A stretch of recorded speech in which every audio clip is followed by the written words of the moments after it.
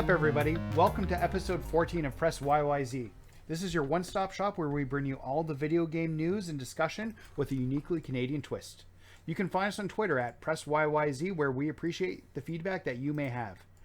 This week, we're going to dive into a few new release dates, Stadia, probably some Animal Crossing talk, and we'll wrap things up with the 5x5 unconventional sports games, which I am super excited about.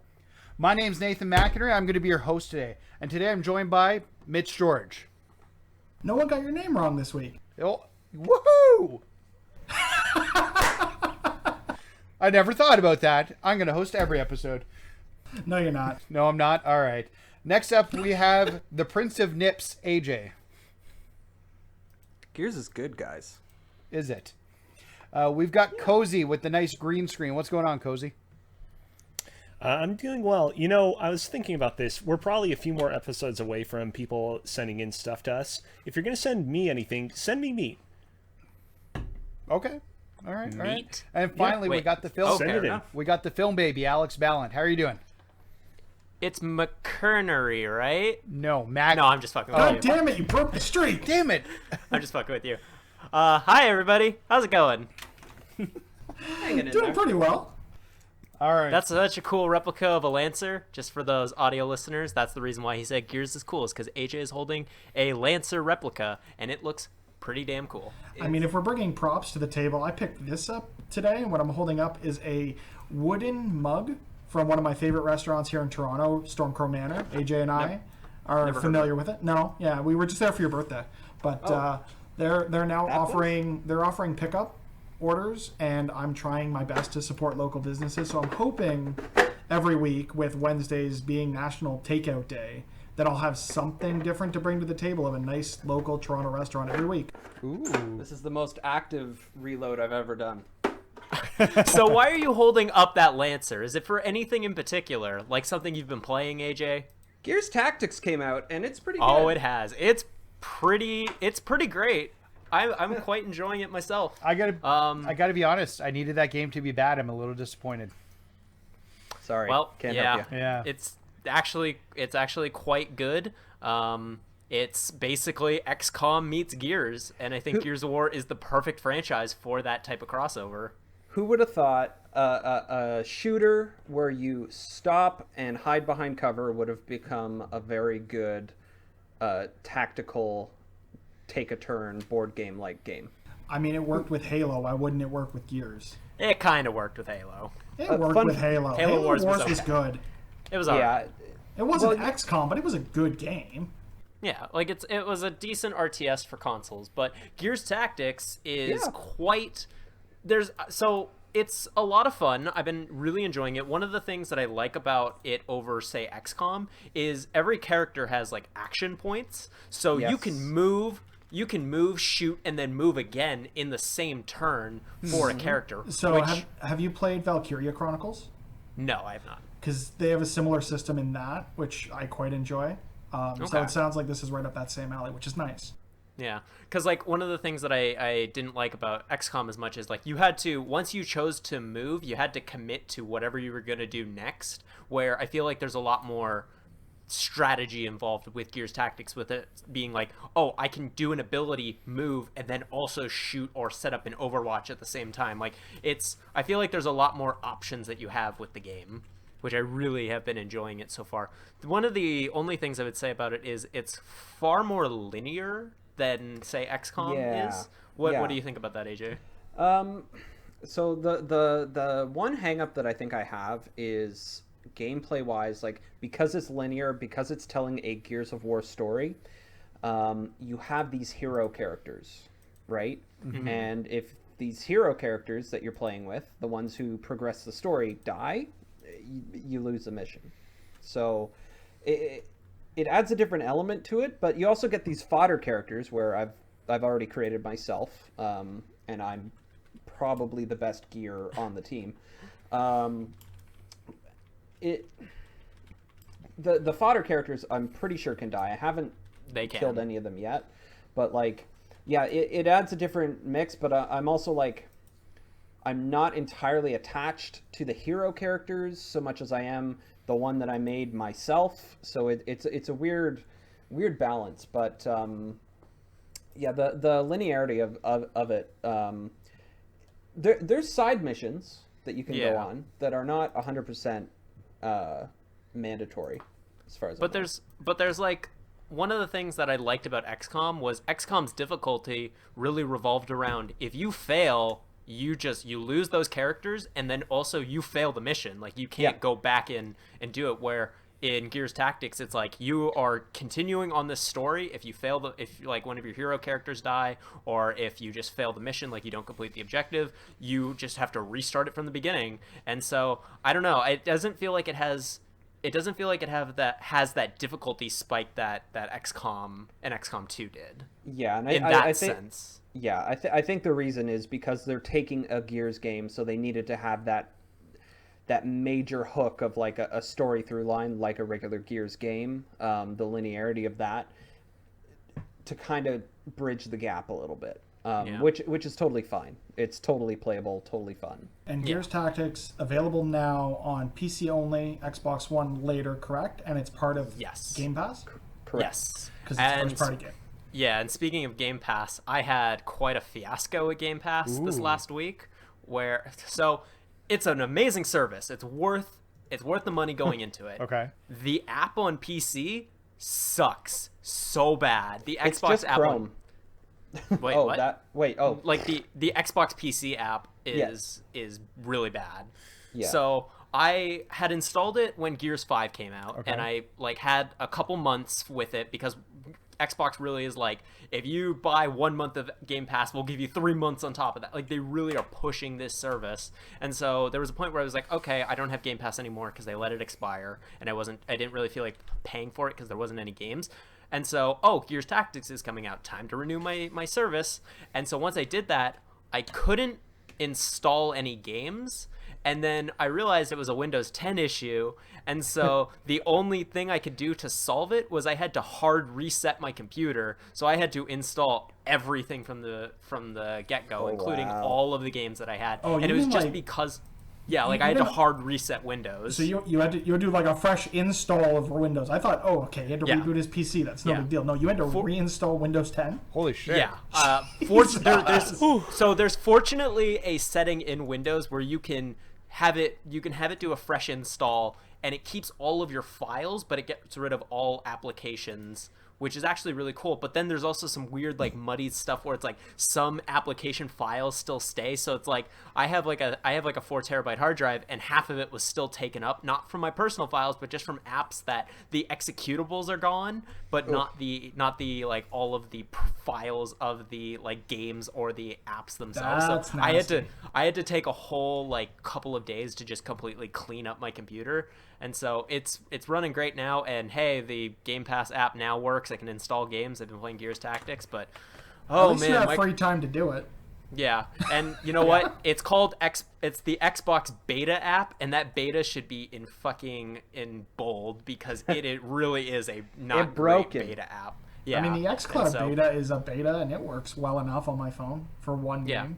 I don't know what the issue was, but I mean, hey, it seems to be resolved now. So all right. So I know very little about the Gears series, and I don't play tactical games all that often. What I do know, however, is that I haven't been hearing or seeing a lot of scuttlebutt about this game on the internet. I legitimately didn't even know that it was coming out or had come out until you guys brought it up on this year podcast. Where do you see this game kind of going in the future? Do you think that it's going to actually perform exactly as well as it should perform, and by its own metrics of success will be a success? Or do you think that this game, that the developers of this game and Microsoft kind of totally bungled its launch, or coronavirus contributed to the weird state in which it launched? Well, I don't think coronavirus actually would have had anything to do with its launch, just because it is since it is a PC game, it's digital regardless. And I would say it's probably going to be a success just because of the fact that it's on Game Pass. Like, that was like, there's no real way to tell what is a success, like, especially with Microsoft first party games. There's no real way to tell what's a success and what's not, because all Xbox first party games are now going to be on Game Pass. And like, I know Gears 5 was super huge when it came out, but it was also on Game Pass. So it's hard to really tell what level of success Microsoft is going to be looking for, especially with a game like this where it does seem to be kind of a smaller scale game. Well, I think the thing too is we're only seeing it release on PC right now. I think when this does come to console later this year, that's when you're going to see a bigger marketing push for it. But Yeah. so I could see it's that pretty as well. mouse and keyboard heavy, correct? Yes, there is options for. I haven't tried it with a controller, but Okay. like right off the bat, it was like, do you want to play with mouse and keyboard or controller? So there is You can try it with controller a Steam options. controller. yeah, there are. I haven't tried them yet, but I know that they are baked into the game. I'm curious how that controls with a controller versus mouse and keyboard. Did any of you? Oh, go ahead. Oh no, I was just gonna say I'm curious as to why. Like, it's got to be because the tactical games are more familiar in the PC environment, Yeah. which is why that's most likely why they chose to release it there first. Because the way the game plays right now, like the game is finished, it should work just fine on an Xbox One. Maybe they just wanted more time to play test the Xbox One version specifically, or maybe it does have to do around. Maybe those initial controls are fine, but they're trying to refine them before that launch. Yeah. I was gonna ask. Did any of you guys play XCOM Enemy Unknown or XCOM 2 on the consoles? Because I know that they're out on them. I played the original XCOM. I played the first Enemy one Unknown. on the PlayStation. Yeah, and I like didn't I thought finish that it, but I thought they controlled relatively well with a controller. Like that was my first experience playing it. yeah, I had no issues on controller with the game. I just lost interest Yeah. because it's a tactical game. Yeah, it's not usually my Yeah. type. I'm a big fan of the Fallout universe, and when Fallout Tactics came out, I just couldn't get into it. Way years ago. Yeah, it's just the genre. Yeah.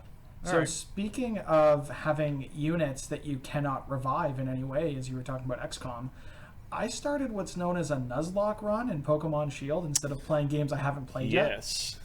I And believe for those who are- I've heard my 9-year-old talk about this. Tell me. Okay, so a Nuzlocke in Pokemon is essentially self-imposed hard mode where if a Pokemon faints, it's dead and you can't use it anymore, and you can only catch the first Pokemon that you encounter entering a route. Did you cut off just at the end of you saying at the end of a route? Yeah, that was it. That was the end of what I said. I was concerned for a moment that like you actually had a big diatribe after those that. are the big pieces of a Nuzlocke. There's other things around, like you could self-impose rules around like species clause. If you run into the same thing again, you don't have to catch it, you can catch the next thing. And there's a whole bunch of little intricacies, but it basically boils down to if it faints, it's dead, and you can't use it anymore. Yeah. An important thing to understand about Nuzlocke runs is that its name partially comes from the character John Locke of Lost. Ooh, I didn't know It was that. inspired by a okay. webcomic. Oh, Yeah. okay. Yeah. Yeah, I know. Very important to understanding the concept. So you're doing it with Pokemon Shield, right? Yeah. Do Pokemon Sword and Shield, do they have multiple save slots? Because I know like most Pokemon games don't. So they do and So they how are don't. you doing that? So the way that I'm doing that is I have a separate user profile set up on the Switch. Each profile has its own okay. save. Got So it. Okay. before the quarantine started, I had tried to convince Carmen to start playing Pokemon Shield, and we played through a little bit of it before things went to hell in a handbasket. So I'm just using another profile on the Switch to play through this file, which means no access to online or trades or any of that. So Okay. I'm having to play through it just with what's in the game. And I've already Am I lost a here? Pokemon, and I was really sad. Am I hearing you right? You erased her save to do that? No, and she wouldn't care anyway. She's not really into it. Hopefully, we'll see how it goes when we start being in the same place again. But no, I lost my first Pokemon, Dorito, the Aracuda, and I was very upset. Rest in peace, Dorito. So one of pour one the out. Doritos are this tasty. isn't like a near universal rule, but like there is a general consensus that you should nickname whatever Pokemon you come across on a Nuzlocke run, So you get so that you attached. exactly, and then it's all the more okay. dissatisfying when that guys- Pokemon dies. Yeah, so I may have been eating Doritos at the time of naming that Pokemon, but Nathan, you'll be happy to know that my starter, my Score Bunny, I named after Ty from Digimon because Ooh. it's like a soccer playing Pokemon. Okay. And I thought that crossover was just egregious and shouldn't be in the game, so I thought it was funny. I enjoy that. I know you do. Yeah. Oh, that'll be for our 5x5 for top Digimon. When we get It'll there. just the be list. you and Mitch. Let's do it. Yeah. The 1-on-1 for top So- Digimon.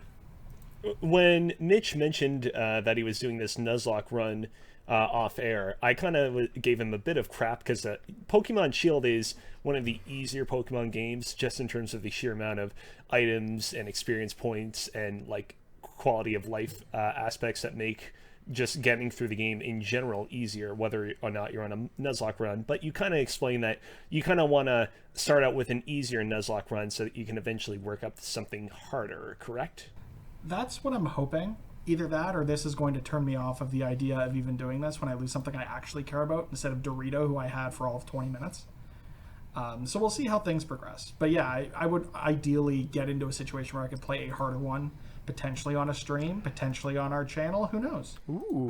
I've never done a nice Nuzlocke run, foreshadowing. but the most attached I think I got to any run of Pokemon was the original run of Twitch Plays Pokemon. Everyone was attached to that. I still follow that channel to this day. So I still follow it too, and I pop in there once in a while and try and vote for what team will win whatever battle. They've got this like Salty Bet. I don't know if you guys have heard of Salty Bet. It's a Salty Bet like game on there now where they just play Pokemon Stadium. It's pretty cool. Sweet. Yeah. All right. So speaking of Twitch, Cozy, what have you been up to this week? I mean, I've been playing a lot of Final Fantasy VII Remake, playing a little bit more of BioShock 2 Remastered, which actually, I don't know if I mentioned that I had started that. I started BioShock 2 Remastered. I'm pretty sure Yeah. you did. Honestly, the three biggest things that I got up to over the past week were three movies I watched. I saw Indiana Jones and the Temple of Doom again, which, you know, it's kind of a dated movie in a lot of regards, but I really did appreciate the cinematography of it. It's certainly not a bad film by any stretch. Yeah, that John Williams score is phenomenal. Yep. I watched Evolution for the first time. Oh, which is the, that's a classic. I think David 2001 Ivan Reitman film. Yeah. You know, I feel like that movie is the way I see it. I think it's almost a classic. It's for context, this movie came out kind of around the same time as movies like Dude, Where's My Car and American Pie, and it feels like it feels like it's being pulled in two different directions, where half of it wants to be a kind of more classical Ghostbusters style comedy, and the other half of it wants to be more of an American Pie raunchy style comedy. And I feel like if it had more fully committed to just being a Ghostbusters style comedy, it could have been a classic. As it stands, it's still a funny film and it's good, but it's not one of my favorites. And finally, I also saw Transformers Age of Extinction. Oh my god, I watched that too. It was so bad. No, like, well, here's the thing. I honestly was genuinely entertained throughout the first act of this film. I thought that the first act that was like 4.5 hours long. Make fun of him all you want. Mark Wahlberg is not half-assing his performance in this movie, and I thought that okay, the you know, perils that they're facing of their house getting evicted, the Transformers being hunted down and killed. I thought both of those were interesting narrative arcs, and I thought up until halfway through this movie, I was like, you know, I feel like if you just removed all of the like excessive fat and excess scenes from this movie, I feel like the core of what would remain would still be solid, even without like needing to go back in and like rewrite or shoot new scenes or anything. And then I feel like it just kind of collapses towards the end. I think that the final act of the film, it's just like, what the hell is going on? Why is that movie almost 3 hours long? We do not need 3 hours of Mark Wahlberg, goddammit. When do they do like, Bumblebee? It's going to be not next episode. Yeah, a couple episodes from now. To give some context, the reason we are watching this, you know, trash fire of a movie is a Kind of Funny, a YouTube channel that we all collectively are fans of, is doing a Transformers in review, and it's bad. It's all real bad. I mean, there's only one good Transformers movie, and it's the first original one. Wait, Bumblebee's I meant the original good. animated one. Bumblebee is very good. You're right. I mean, Bumblebee's actually you know, not bad. I'm interested to see, you know, what they're gonna have to say about this movie. I would not be surprised if this movie actually ranks a little bit higher than I think we're all expecting it to. I think that it's not the worst one. Yes, it is. It has terrible depths, but I also think that it does a lot of good things right again during the first third of it. But this is not a Transformers movie podcast, so let's move on. This movie almost ruined a friendship for me because I suggested we go see it in theaters. It was absolutely atrocious, and he didn't want to speak to me for the next like 6 months. I mean, here's the thing. I can definitely see how in a movie theater format it can be that much worse because you have no option but to just sit and watch the movie. I watched it, from the comfort of my home. So at any point I could just sort of get up and do something else. And I think that is 100% the ideal way to watch this movie. This is the only movie and I think I've that for ever that felt- reason... no, go ahead. This is the only movie I have legitimately fallen asleep during in a movie theater. Oh, wow. Yeah. This is the only movie that has legitimately put me to sleep. I lost 40 minutes that I'm never getting back.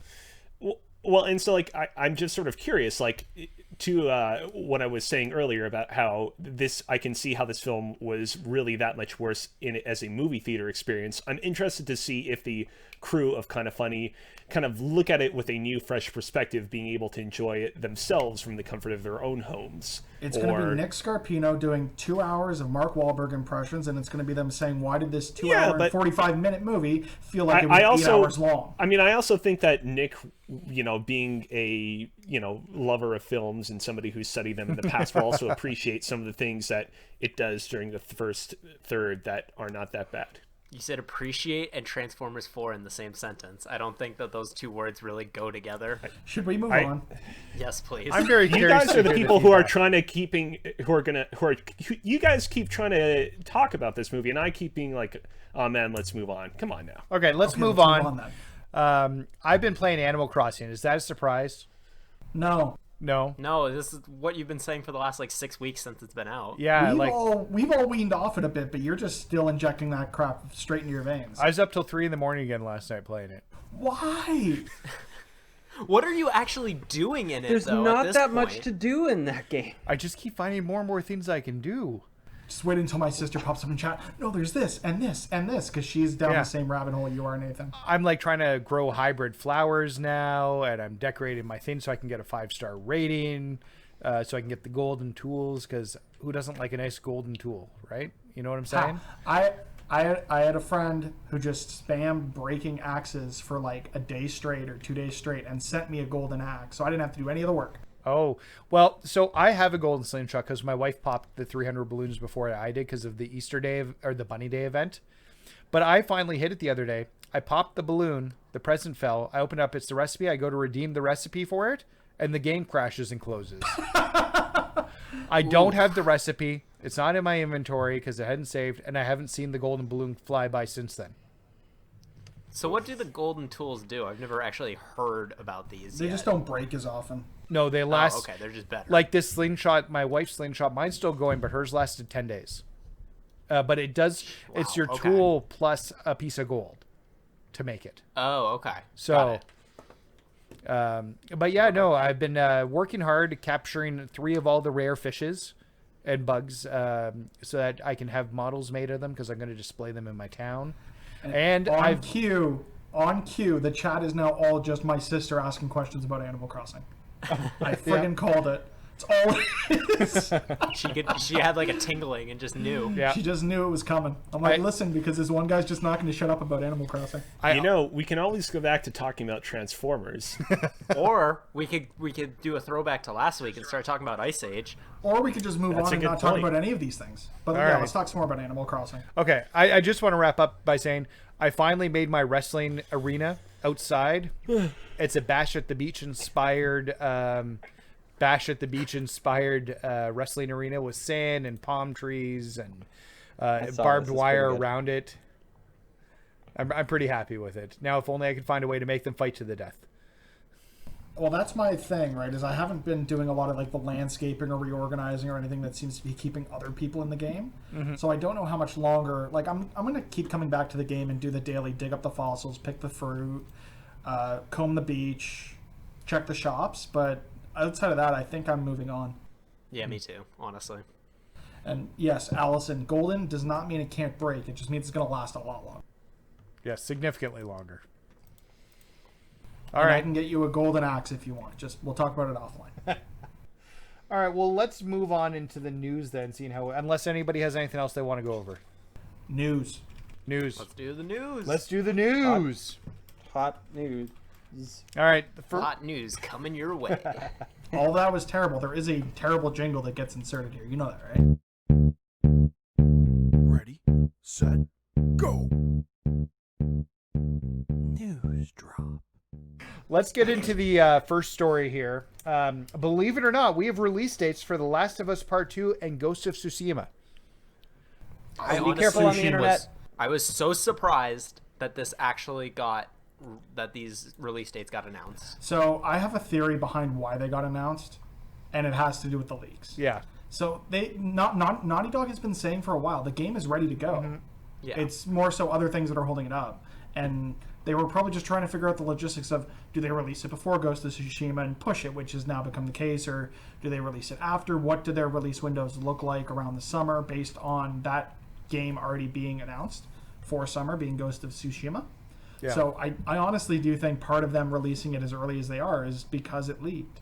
The game is ready to go. They're going to take a loss against what they were originally projecting regardless, unless they wait for this all to end, which they're not going to do. Yeah, there's no way. I honestly am not sure how, just because like to release a game like this, there's a lot of different channels that need to all like go into motion for something like this to happen, for like production and like the pipelines and everything. And They so also need to make sure they don't piss off the brick and mortar too much. yeah, so I really don't like. I think it could have maybe. I mean, as we said before, we're all fans of Kind of Funny, and I did listen to the most recent PS I Love You XOXO, and Greg Miller brought up a really good point that it's like this might have been the cause for the announcement of the release date being so kind of just out of the blue, like hey, like everyone's talking about this game in a very negative way right now, let's try to steer the conversation a little bit more positively. But I really don't think that affected the date. I mean, we're never going to know, right? Yeah. They're never going to come no out way. and say that. Years But down the line we may hear, but nothing anytime soon. It's interesting, too. There's another story tangential to this, not totally related to video games, but sort of around this content distribution coronavirus world that we live in that the president of Universal came out and said, we're going to do day-and-date releases on digital now compared to theaters, because they made good money releasing Trolls World Tour digitally. And AMC said, fuck you, you're not putting any of your movies in our theaters ever again. Except for there probably will never be an AMC theater again. Yeah, AMC's not coming back after this. But yeah, it's just crazy how much the content delivery landscape is going to change because of this pandemic. Well, I think people are going to buy digital for the first times, or like, and they're going to go, oh, it's not as bad, or it's not as the big boogeyman that people made it out to be.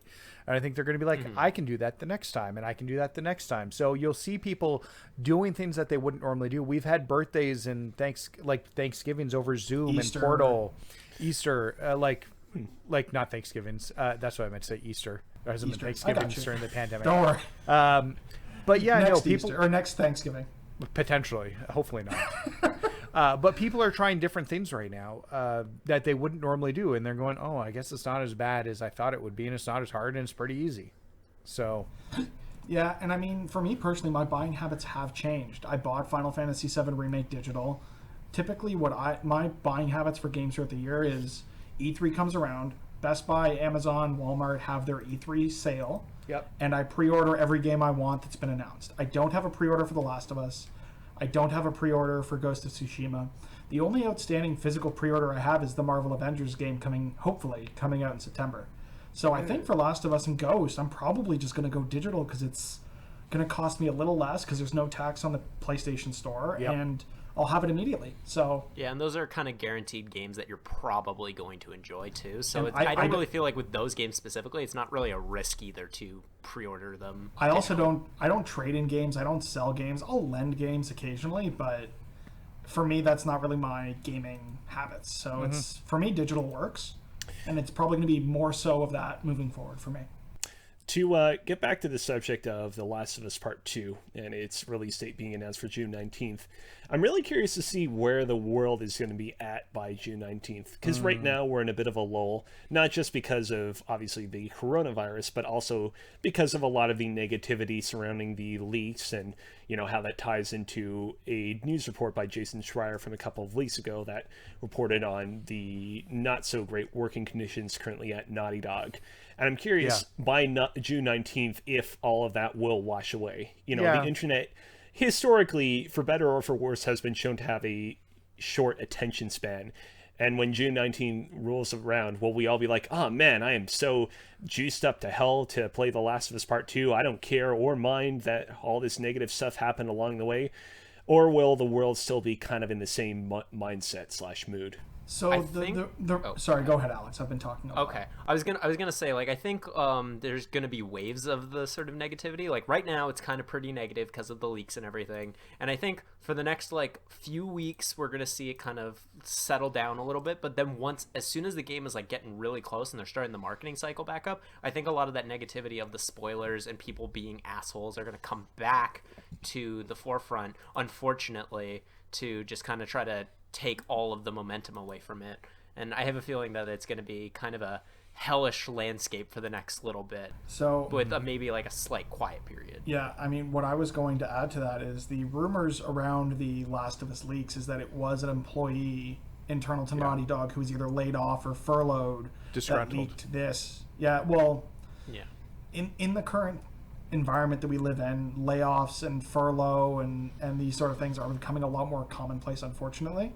And I think we're going to see, as the year goes on, if the situation does not start to improve and workplaces don't necessarily go back for a while, if this was, let's say, a QA build that they got leaked footage of, are we going to see less games come out because they're going to be more stringent about who gets QA builds of certain games? It remains to be seen how, like, other companies are going to take notice of what happened at Naughty Dog and find out through back channels what did happen and figure out ways to lock their own stuff down so that this thing doesn't happen to them. So Cyberpunk, Avengers, even Ghost of Tsushima, we might see additional delays. And the last thing I want to say is The Last of Us Part 2 was delayed when Spider-Man or Iron Man VR was delayed. Where is Iron Man VR, goddammit? That was my big question out of it. Seriously, I want Iron Man VR. Where is it? It was surprising that they delayed it at all, because I had a feeling that game was going to be way more digital focused anyway, so it didn't really feel like they were going to be losing that much by not being able to manufacture as many physical copies. Imagine walking into a Walmart with your kid and they see a PSVR box with Iron Man on it. Oh, the whole if there was a planned Iron Man bundle, if there was a bundle planned around that, then they had to push it before they can push the physical units. Because if they want this to be a system seller, they need to be able to get people to the store to buy the system. Special edition VR PSVR that's red and looks like Iron Man's helmet. Oh my god. That would have been amazing. I have a conspiracy theory, but a good kind of conspiracy theory right here that I want to run by you guys. All right. What if news on Iron Man VR goes dark for a little while, and then Sony announces around E3 time this year, hey, guess what? PlayStation VR 2.0 is coming, and Iron Man VR is a launch title for it. God, no. We won't see that until at least 2022. Yeah, there's no way they're going to make you buy a at least $500 system, and then on top of that, have another like $200 to $300 VR headset. Well, not to mention 500 and 200. You're funny. It's gonna be a lot I'm more than talking U.S. prices. Okay. You're right. Yeah. I mean, I totally Canadian, see it's way worse. the logistic, issues with this scenario, but like, I feel like Iron Man VR would be a great way to sell a new iteration of PlayStation VR at some point. I just don't think that they're going to do that quite yet. They've come out and said that PSVR will work on PS5, and I think they even said that they're not going to have a new PSVR for a few years anyways with the PS5, and it just doesn't make sense. I get the idea of trying to launch them and make them both feel fresh and new, but at the same time, PSVR is getting almost all the games still, and it still has legs, and it's still selling. I'd like to see... It's been a while since we've seen numbers, because they usually put out with the PS4 numbers and where they're setting, but they're at 4 or 5 million units last time. So I think part of the reason that the PlayStation Vita failed is it came out too close to the launch of the PS4. Yeah. Right? The Vita launched, a year and a half, 2 years before the PS4, but people knew that was coming. If you have to choose between this unproven, dedicated piece of hardware or a brand new system is going to get games you want to play, you're going to choose the known quantity versus the unknown. So you're going to choose the PS5 over the PSVR 2 if they launched it within a year, 2 years even of the new console. You need to separate those products so there's enough consumer demand for something new, but not necessarily like too close to that initial launch. Okay. That makes sense. Speaking about known quantities, let's talk a bit about Ubisoft revealing the new Assassin's Creed. This was Ooh, so cool. Assassins Creed Valhalla. Did you guys watch any of the live stream that went on today? I watched heard a people little bit of complaining about it. That's it. I didn't see the live stream, but people were just bitching about it online. This is Honestly, what it I was saw. really cool. It was a cool way to reveal this game. So for those who Yeah. don't know, they did a Ubisoft teamed up with Boss Logic, who does phenomenal fan art for a lot of companies. He's done some posters for some major movie studios. He's a And Photoshop wizard. He is amazing. Go check him out on Twitter. And they had him probably not live. It was probably pre-recorded, but they Oh yeah, definitely. broadcast him drawing up the key art for the game, which on the left side features a Norse kind of mountainside with a ship and all this stuff, and on the right what looks to be like cathedral castles in England. So it looks cool. I'm so excited. So I played Odyssey last year, and I love what they did with the Oh, Greek yeah. mythology of the game and the way that they kind of reinvigorated. Like, I know they did it with Origins, but like they did this reinvigoration with Origins, but I didn't play that. I jumped on Odyssey, and I absolutely loved it. And I loved the ship mechanics, and so to bring that with Norse mythology and Vikings, I think it's a match made in heaven, and I'm so excited for it. Well, it's going to be interesting. Like, we're going to see this, like the siege of Britain by the Norse, or whatever it ends up being. Like, we're going to get a multi-area, presumably, game where there's going to be these neat transitions from what is, traditional Norse ship combat and all this sort of stuff to like siege combat. Like, it's going to be really cool to see what they bring with this game. I'm in the same boat as you. I played Odyssey. I still need to finish it, and I'm really looking forward to this next one. Yeah, It's going to be a nice little fix between waiting for God of War 5 for some Norths. It's Yeah, not God of War 5. It'll be God of War Part 2. Yeah, probably, but you know. It's You know, like God of War Ragnarok. 'Cause- Oh, that was originally the title that everyone thought that this game was going to be. So it'd be Yeah. really cool if God of War took that title. They That would shouldn't be take awesome. it though, because there's No. so much mindshare around Thor Ragnarok that you That's don't what I was want gonna to say. closely align yourself from a marketing perspective. Where it's like, oh, go play Ragnarok. Oh, they made a Thor game? No. Well, I So mean, in- Thor's going to be in it. Well, yeah, but no Well, spoilers. so actually, I wanted to ask about that. How supernatural do you think that this game is going to get? Because we've had, a lot of properties in recent years, like Thor and the most recent God of War, that have delved heavily into the supernatural side of Norse mythology and history. Do you think that this game is going to lean more into the actual history side of things, or do you think that it's going to go a little bit more off the rails? It's going to be more like I think they'll continue along the same veins as Odyssey. I haven't played any prior Assassin's Creed, but Odyssey seems to have the realistic historical stuff, and that's what Assassin's Creed's known for. But then they dipped into fantasy, and I From what I can expect the tell, same thing. that was, yeah. From what I can tell, that was like a thing that they started in Origins, because I played Yeah. 1 through 4, and then I stopped, and then I picked up Odyssey. And at least from the first 1 through 4, it was kind of really more historically accurate. Well, attempting with some fictional stuff, but it was more like grounded, where Odyssey and Origins seem to have like the fantasy Yeah, stuff. we've got some comments in the Twitch chat, twitch.tv/Press YYZ. So Chumbawamba chiming in saying he thinks it's going to go heavy mythology. Odyssey hope went so. very deep into that sort of stuff, and Private Jeebus thinks it'll have some supernatural stuff. Odyssey did have that to it, but mostly in side missions. So it would be nice to see them bring that into your main story quest. See, I can see them actually being, for the most part, very grounded, just because I don't feel like there are a lot of video games out there that are that attempt to tell a very grounded take on Viking mythology. Well, a grounded take on Viking mythology, that actually doesn't make a lot of sense. But you get what I'm driving at. Yeah, you see things like Vikings on television and things of that nature that have tried to do that, and this is going to sort of piggyback on that same sort of storytelling, and I think it's going to be something really, really unique in gaming, and it's going to be cool to see. For sure. Can't wait. All right. Let's move on to something releasing without a developer knowing about it. Indivisible launches on Nintendo Switch without the developer knowing. So I haven't dug too much into the story, but tell me what's going on here. Basically, somehow the publisher got a version of Indivisible released on the Switch that is like it's a super old build. It's missing a bunch of additions and fixes and features. And wow. The developer was just surprised when they got congratulations on their Twitter for the launch, because they weren't expecting it. That's it. Interesting. Okay. Just Life is weird. poetry. Yeah. I love the fact that this game was the one that got released without them knowing. Well, I mean, so did Cooking Mama Cookstar. We talked about that a lot. Yeah, I that's know. true. I'm just talking about the irony of the name. No, I know. But it's just interesting to see in this time of social distancing, all workplaces being work from home, there was just some, break in the communication chain, and it just got put out the door for some reason.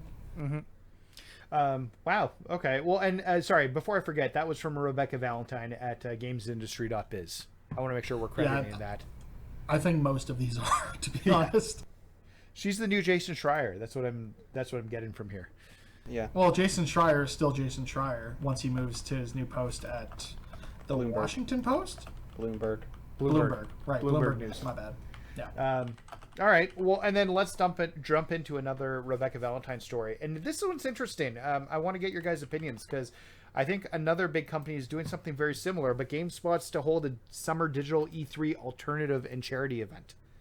So, and they've got the Kind of Funny guys into that, which I'm a little surprised about, and not because that they're participating, but because IGN is also doing something similar, and they've got the history with They IGN are. as well.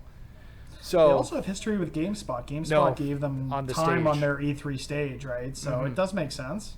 But it is sort of telling that no one really knows what's going on, so everyone's trying to get a piece of what was the E3 pie. yeah, It'll be interesting to see how that plays out, and if, I don't know, we still get discounts on the stuff, which is what I really look forward to every E3. So what are you guys thinking about these potential digital events? Because we know we have one from IGN. We know we have one from GameSpot coming now. Bethesda said they're not doing any digital conference, correct? So they could just slide a Yes. trailer or two into one of these two. We know Gamescom is still happening digitally this year, later in the year. Yeah. I feel like that's the one that's really going to take the cake from E3. Okay. Do we know what Microsoft or Sony are doing? They're both planning events. The rumor Yeah. I read earlier today, and this is absolutely rumor and speculation, there's no confirmation, but that Sony is going to be holding an early June event to reveal the PS5. Like in that first week of June, what would have typically been the E3 or Judges Week. So we'll have to see what comes of that. Okay. I realize that some of you guys may have realized this way earlier on, but I'm beginning to realize now, with no specific weekend where E3 would normally run, that all of these big major events that are going to show off all of the hot new games coming from all these companies are probably going to happen across a number of different weeks throughout the summer. Yep. There's not going to be a single superpower weekend where everything's going to happen all at once. That is going to be surreal. I mean, we also wouldn't have got this Assassin's Creed announcement today with the trailer to follow tomorrow if E3 was still happening.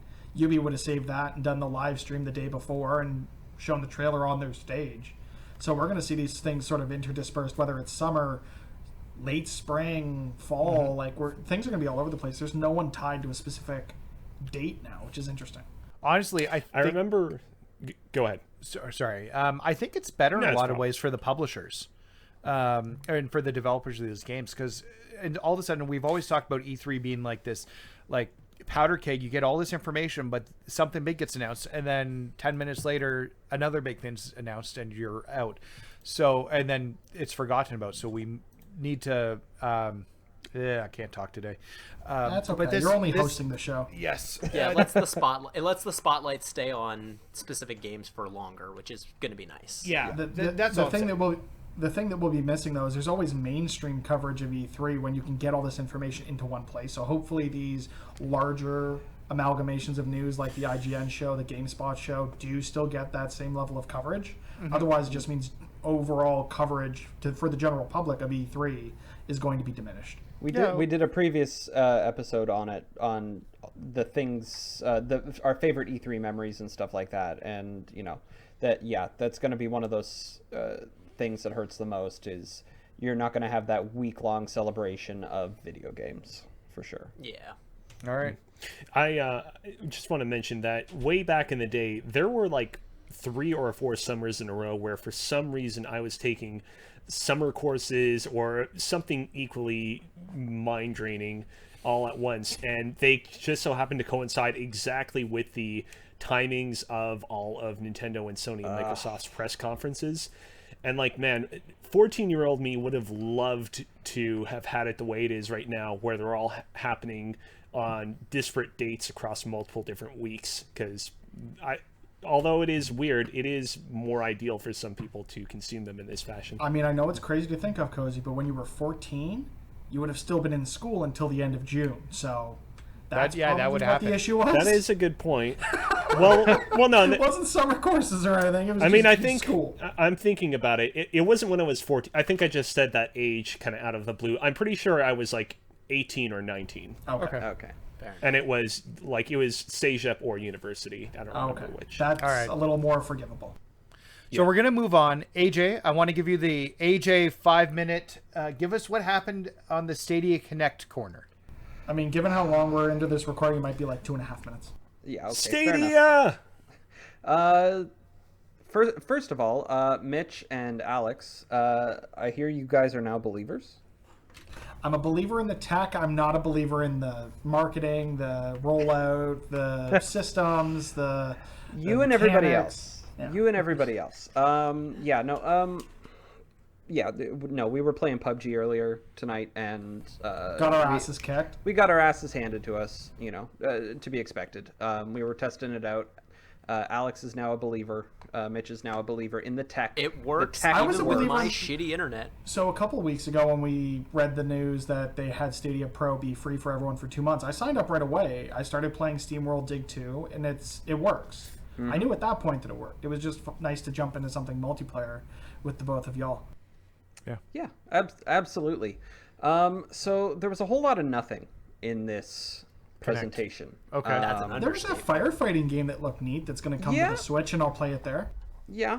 There was Presumably. that. There was no announcement. Yeah. Are you telling me you don't want to play Jedi Fallen Order a year after it's come out? I mean, I still haven't played it within the last 6 months, so maybe I'll get it there. Why was there a commercial for Doom Eternal 2 months after it came out? Why? Yeah. Stadia. That's Google. why. They- Why. Google. Yeah. No, they're really trying to stand on their own 2 feet. They're getting higher every time, but they're still stumbling a little bit. There's a gamesindustry.biz article that we have here by Rebecca Valentine, go figure, talking specifically about a game creation platform called Crayata. Crayta? Crayta? Crayta? Oh. Crayta. Crayta. Crayta. Yeah, it looked fine. It looked. It's not trying to be dreams. Doesn't it look like Minecraft? It looks like Minecraft meet Fortnite. Minecraft meet interesting. Project Spark on the But Xbox. the part of Fortnite nobody liked, which is the building. Yeah. Some you people know. like building, most people didn't. And then they announced the last games I'm going to get for free with Stadia Pro, which, whatever. Mm-hmm. Yeah. What was it? I don't even remember that's how. No. Yeah. No, they announced that Octopath is available. Yeah, they announced that's available. I see. I'm the sole voice of Stadia on this podcast, and You're the only voice of Stadia anywhere. I still have no idea. It just in one ear, out the other. They have not quite said anything to like grab me, but like the what keeps me there is the fact that the tech works and that I can, as long as I've got a controller with me or something, I can play anywhere. I can do that. And I was just going to say, as soon as xCloud comes out of beta, they already have an install base. They already have a good controller. They already have the infrastructure. They have the cloud servers. Mm-hmm. They have the services. As soon as that comes out of beta and anyone can access it, it is absolutely going to eat Stadia's lunch. I've used both. Yeah. They both work, but Microsoft has the services to back it up.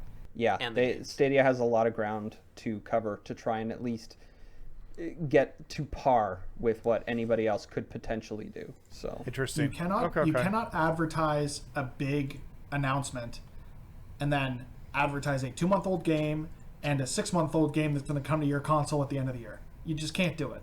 This feels like Nintendo Wii U levels of announcements. Yeah. Where we're getting Batman Arkham and Mass Effect 3 and these games no one wants on that system.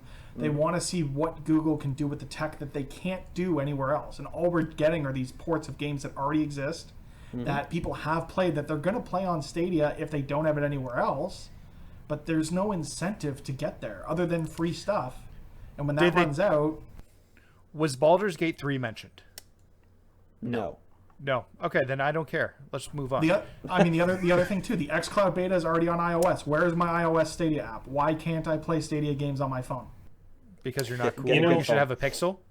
No, because Apple's the better ecosystem. Let's move on. At least the Wii U version of a bunch of the ports that it got all had neat added stuff. Like, for example, the port of Batman Arkham City had armored mode, where Batman gets armor. I mean, we got a bunch of Stadia swag in PUBG by getting PUBG. Yeah, it's how you can tell who the real people are. Yeah, we ended up in a match of bots, and the only people that killed us was the only other team in the game wearing Stadia stuff. So you know who's actually playing versus who's bots. That's scary. Where's armored mode for Star Wars Jedi Fallen Order on Stadia? Please, let's move on. we'll He find had out his this Stadia fall. time. We've cut the 5 minutes. We're gonna move on. Let's get into the deals for the week. So as my mouse isn't working here, I brought a deal to the table, which is just PS Plus games for the month. This month we're getting on PS Plus Cities Skylines, which I'm really excited about, and Farming Simulator 19, which I want to try because everybody keeps talking about these Farming Simulator games. What do you guys think quickly? I'll play City them. Skylines is a good game, Yeah, but I liked it on PC. I'll give them a shot. I want to try Nothing it. special. The funny thing is, Don't have much thoughts. there was a rumor that it was going to be Dark Souls remastered this month, I was hearing and people are very disappointed that it's now not that. That sucks when that happens, when people like make stuff up like that and then just get Yeah. everyone's hopes up to disappoint them. Yeah, That's just the internet. Let's move on. Yeah. let's You're telling me people go on the internet and tell lies? I know, right? What year is it?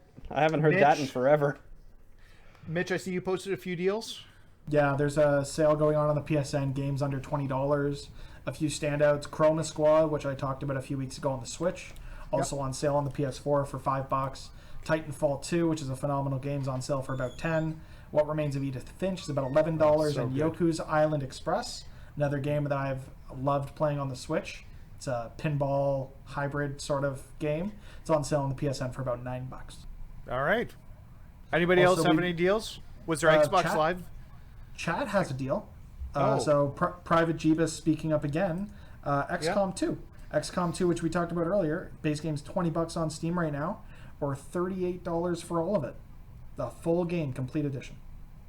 I'm gonna say that seems expensive, but that could just be me. It's expensive for Steam. Yeah, It's still a phenomenal game at the price. it's a great game. I just remember, isn't it like 4 or 5 years old? I thought it'd be cheaper.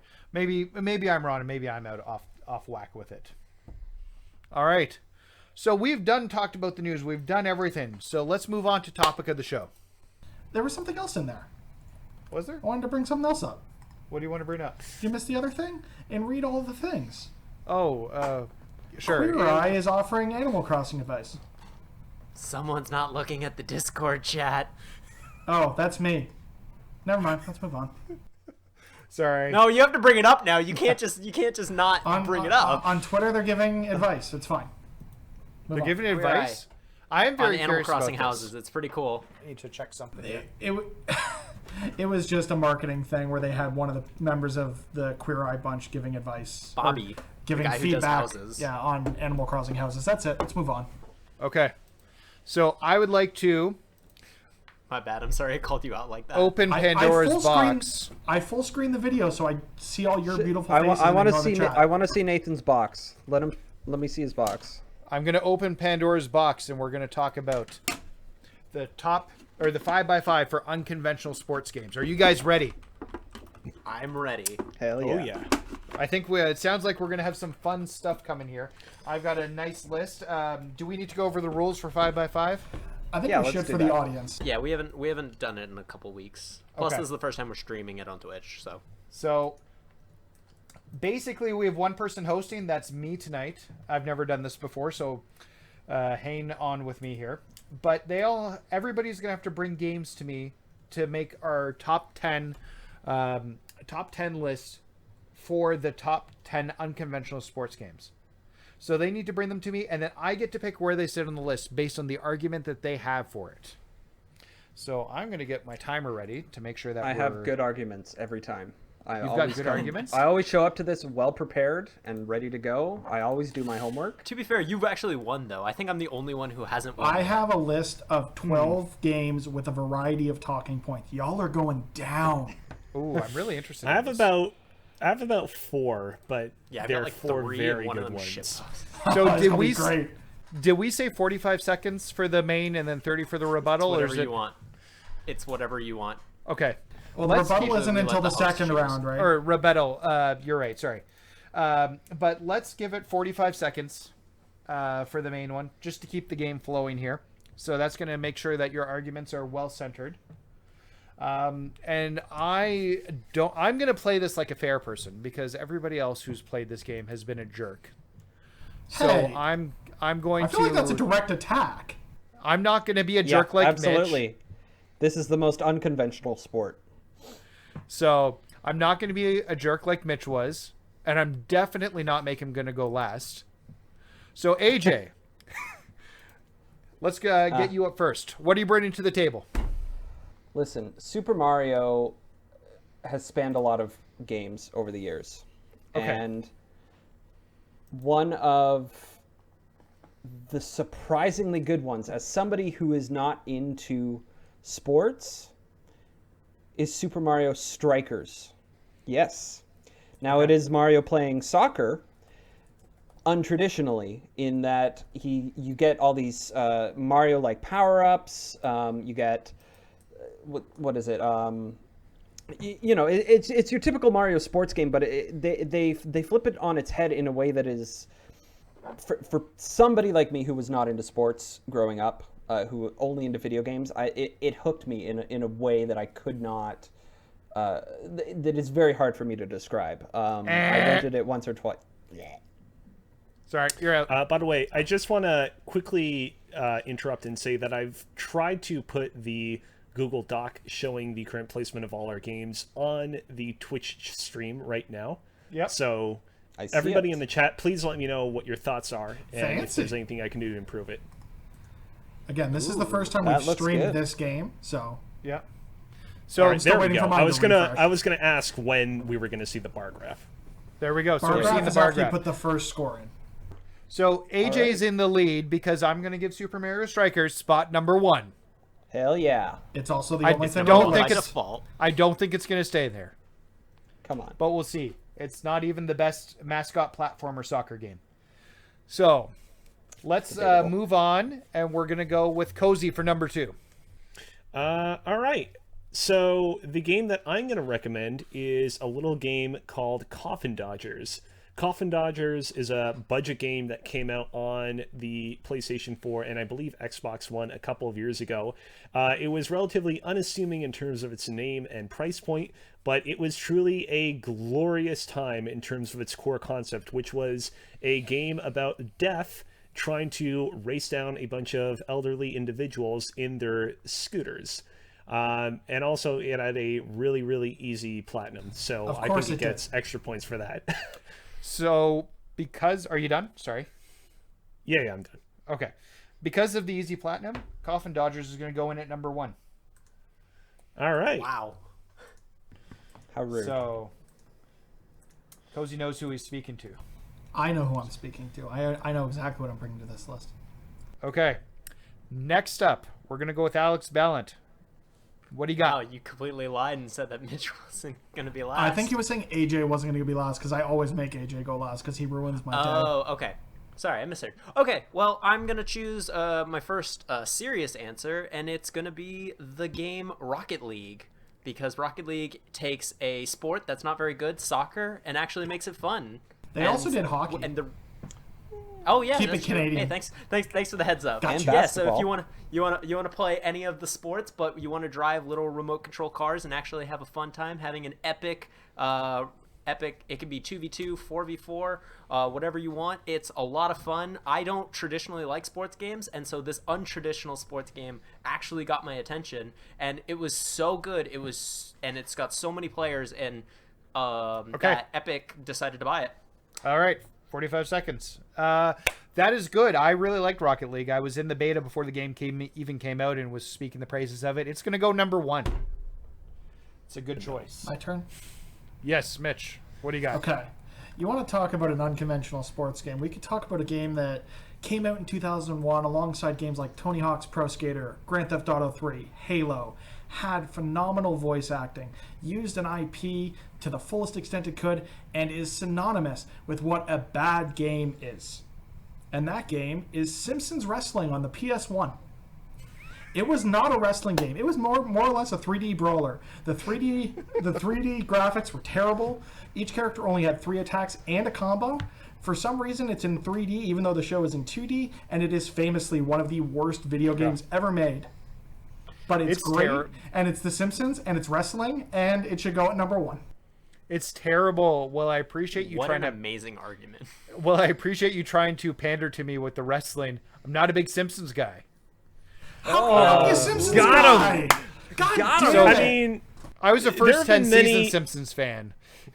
yeah, I was going to say there have been many different eras of They got Simpsons, the and, voice actors Some have to- been not to- as good as. They got the voice act, but this was like peak Simpsons, like 99, 2000, 2001 was like Simpsons But was at the height. I went into that Blockbuster, rented that game, played with my sister. We couldn't play it because it was terrible. It was such a good time, such great memories of renting that game that was terrible. So, I appreciate the argument. I'm going to put it above Super Mario Strikers, but below Damn. Rocket League and Coffin Dodgers. It should be above Coffin Dodgers. Come on. No one had heard about that until Cozy just mentioned it because it has a platinum. I was aware of Coffin Dodgers. I know Well, it because fine. Greg Miller platinumed it, and I got a review code for it. I I've tried it, actually played everyone. it. Simpsons Wrestling is going to end up at the Oh, bottom of I've this list. seen That's this not fair. game. What, Simpsons Wrestling or Coffin Dodgers? No, Coffin Dodgers. Simpsons Wrestling. Okay. So there's some phenomenal content out there about Simpsons Wrestling, I'll have you know. Also, but like the point... Never mind. It was the most unconventional sports game. Simpsons Wrestling was unconventional because it was neither a wrestling game nor a sports game. I had a rebuttal to a different point you made, but I will say that. You're not going to have Okay. to rebuke it. So that's the end. First round of games. We do a second round and then we do the rebuttals, right? We do. We do. You can choose 2 to 3 rounds. We've done 2 and we've done We've 3, changed so it's up it. to you. Let's. But I don't know if I liked the change that I did the last time, but it's up to you. You're hosting. Okay. Well, we're still doing well in time, so let's try and do the 3. So I'm gonna go back to AJ, who we went with first. You're gonna get to bring me another game. What do you got? Are you guys familiar with Windjammers? Yeah. I am Let- familiar. Yeah, it's an old Neo Geo game that think of it kind of like Ultimate Frisbee meets Pong meets volleyball. It's this highly competitive arcade style 1v1 game where 2 people are throwing this one super powered frisbee, bouncing it off walls at each other, just trying to score points, get it into the net. It's one of those hidden gems that I didn't hear about until the in the last 5 years or so. I'd never had a Neo Geo myself or anything like that, but yeah, it hooked me, and it actually recently came out re-released on PS4 and stuff, and to much success. It was very, very well received. A favorite of one, Austin Creed, a.k.a. Xavier Woods, a.k.a. the kind of funny commish. Mitch, are you okay? Completely Yeah. cut off there. as soon as So you was it just me? Okay, good. Okay. The well, world was trying to prevent everyone from discovering Austin Creed's real It's name. gonna come out in the recording. So if you want to know those secret details, go listen to Press YYZ on any of your favorite podcasting services. All right, so Windjammers. I like Windjammers. I'm gonna put it number 2 overall in the Hell list. yeah. Ooh. How do I edit this list quickly? It's difficult. Yeah. Easiest way to do it is to like cut everything that is where you're trying to move it down one slot, and then put the new one in. Can I cut the names? Will that work too? You can cut the names, but then you have to like drag the corner of the box down to like copy the drop down from one of the other boxes. But you can I'll do it. just help you in the dock. I could also do that because it's my dock, but I mean, Okay. you're AJ's not, already there. So Okay, is AJ doing it? Okay. I'm helping you. All right, perfect. All right, Cozy. Actually, should we recap the top? Oh, no, you go. We'll recap it then after this. Yeah, I was going to say, well, we should recap it when we get to 10 or so. Yeah. Okay, so I thought long and hard about this. I'm going to go with a certain minigame from the original Pokemon Stadium. As we all know, the heart and soul of the Pokemon Stadium games were the minigames, and I think that no minigame in those games epitomizes digital athleticism more than the Lickitung minigame. This is the one where Lickitung needs to consume as many expensive dishes of sushi and similar meals in a short span of time. If they accidentally consume some very spicy tea, they go running off in a sweat-induced rage, and by the end, they all sit there all plump full and tuckered out, as any people do at the end of a very athletic sport-like event. My video's not frozen. My face is just like, what? That's a very well-reasoned argument, but a game that I'm going to put last. Thank God. Now, why? That was a wild card if I've ever heard. And I thought Simpsons wrestling was out of left field. I thought I had the wildest wild card too. Now, McInerney, Yes.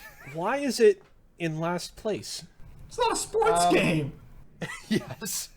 Like, it's super unconventional, but it doesn't quite follow under sports games.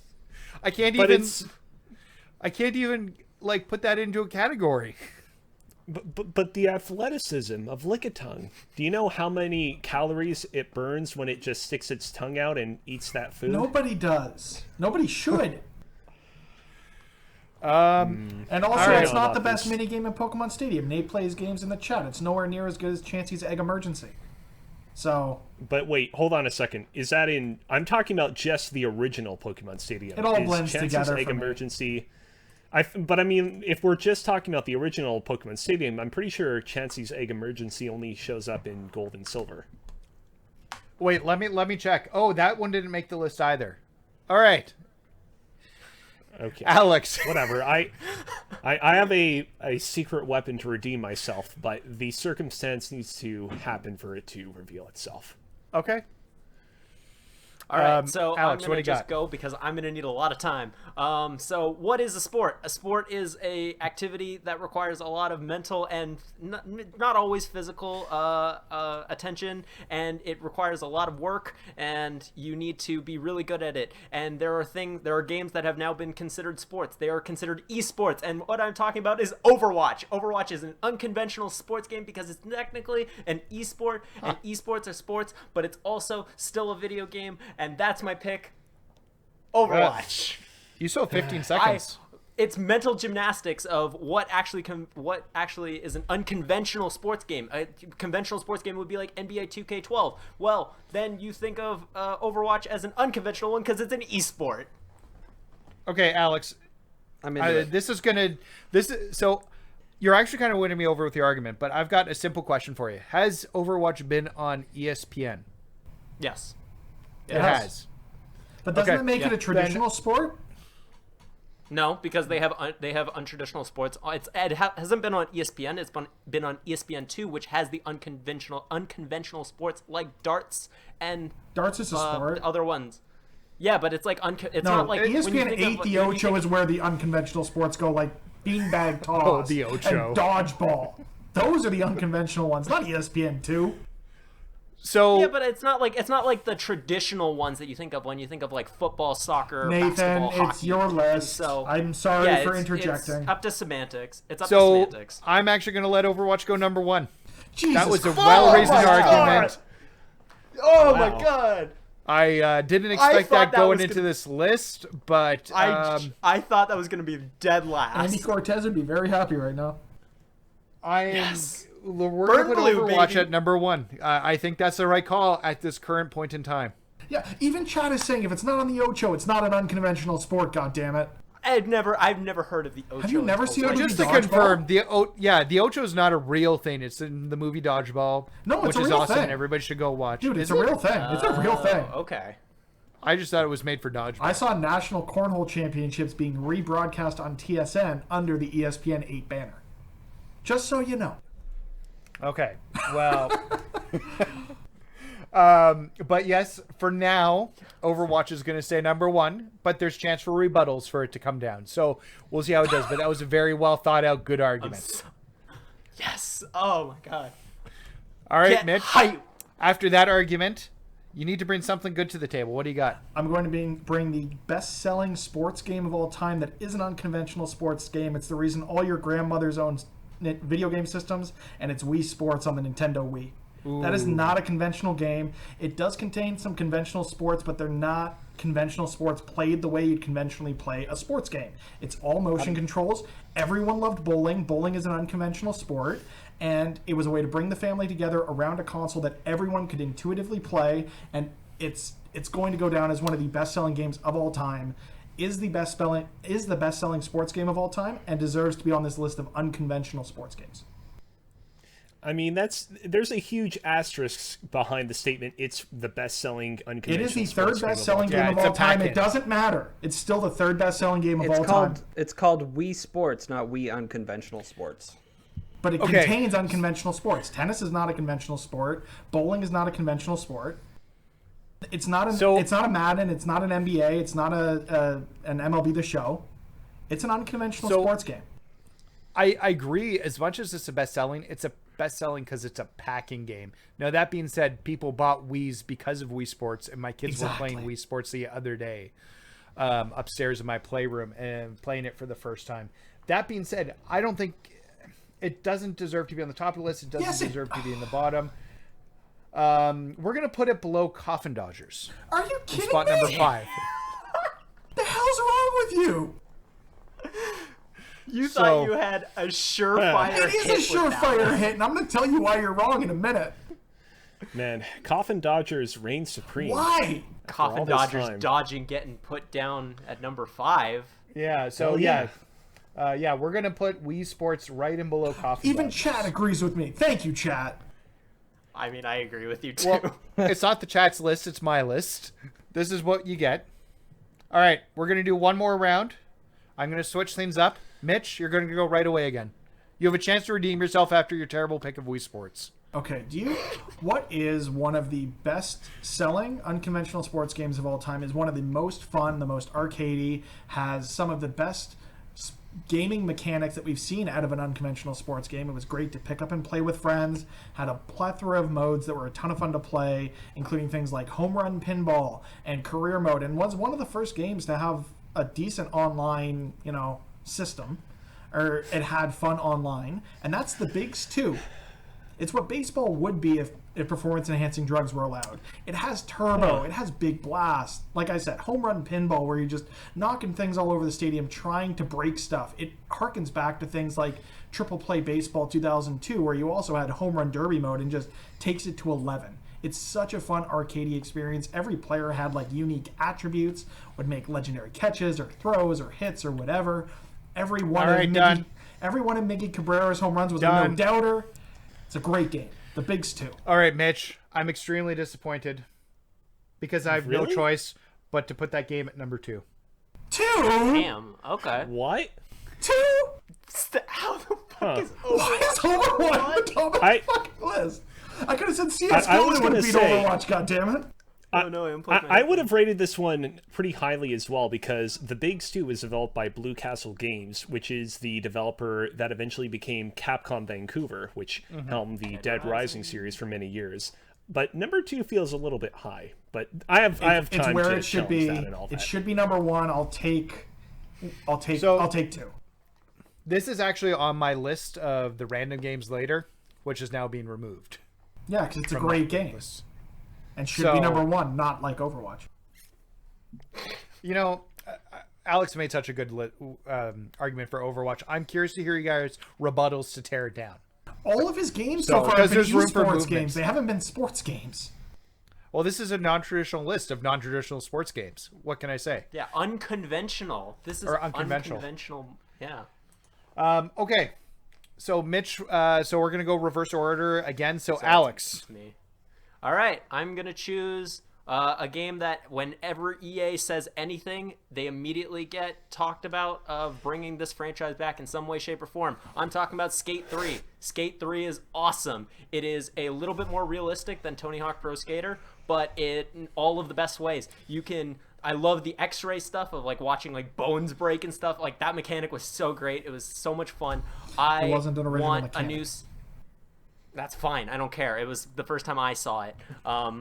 It's the first time I saw it. It's a very amazing game. Every time EA does anything, people want a new Skate game because Skate was so great. The way that they implemented doing the tricks with the thumbstick was such a great way to like make you feel like you're actually learning how to properly skate, even though you're just doing it with your thumbs. Like it was such a great way to integrate that. I loved Skate. I want a new Skate. Skate needs to be on this list. Rebuttal from chat So- that Skate isn't unconventional enough. So I'm gonna allow Skate because I think skating games in general are just unconventional sport games. So when we probably didn't define unconventional, but basically anything that wasn't Really like we should have done that. Right Anything from the that top. wasn't an annualized sports franchise, essentially. sports game. Oh, Did we Mitch, lose you're Is he a blob? You need to you're talk falling into down the the matrix. microphone. There we There we go. go. Mitch took the blue pill. He's safe now. I'm all right. No, I was just saying it's something that's not annualized franchise, essentially.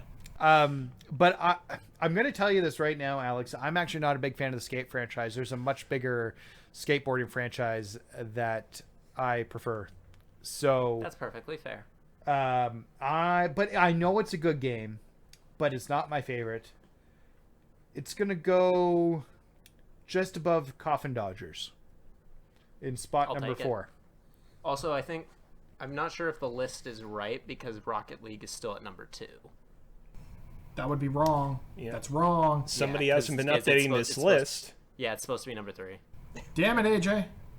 Yeah, no, I missed. I zoned out when I zoned out when Mitch was speaking, so I have no idea what was. Yeah, I know we all did. All right. So we're going to move on. So we've got Skate 3. Cozy, what do you got? All right, here we go. It's time to bust out the big guns. I want a big So- gun. Give me a big gun. All right, so you're going to regret saying that. in Yeah, a because couple you've of heard his seconds. first 2 games. Okay, so we all know that the original Punch-Out on the NES is a much beloved unconventional sports game. It is mechanically superb. It has a wide cast of incredibly lovable characters. And most importantly, it is challenging but incredibly rewarding. However, I was thinking about it and I thought, you know what? It isn't unconventional enough. How can I preserve the greatness, the mechanical greatness of the game of Punch-Out while still, while making it even more unconventional? And then I remembered something. There was a ROM hack of the original Punch-Out that was released a few years ago called Nude Punch-Out. It's Punch-Out, but all the characters are nude. Do I need to say anything else? As long as it's at the bottom of the list, you don't. It's not an official game. I can't endorse this behavior. No. Cozy. Because you gotta play the game. Alex, you brought Nude Punch-Out to the fight. A ROM hack. What? It's a ROM hack of the original Punch-Out. Come on now. So don't I'm gonna don't we be all agree that like ROM hacks and all of these like hacks of games, they're just as legitimate as the real things? No, they're Yes, not. they are. As an art, as a piece of What media, would you yes, say but to as all an the people official in the- video game? No, What would you say to all the people in like the Smash Bros modding community who they're like modding. really They're love not. Project they're not making M? games.